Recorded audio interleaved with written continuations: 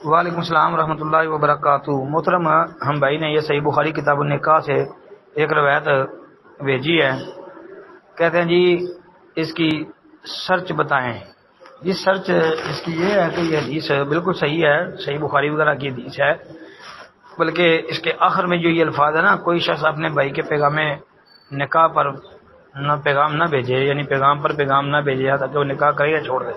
اب مطلب یہ ہے کہ جب ایک آدمی کی کسی جگہ بات چل رہی ہو رشتے کے حوالے سے، تو پتہ ہو کسی کو کہ ان کی بات آپس میں چل رہی ہے، جب تک وہ بات ان کی فائنل نہ ہو جائے ہاں میں یا نہ میں، تب تک کوئی آدمی آگے پیغام نہ بھیجے۔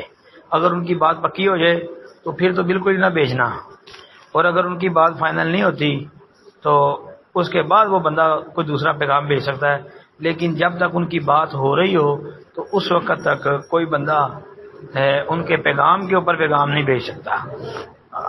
مطلب یہ ہے جی۔ السلام علیکم ورحمۃ اللہ۔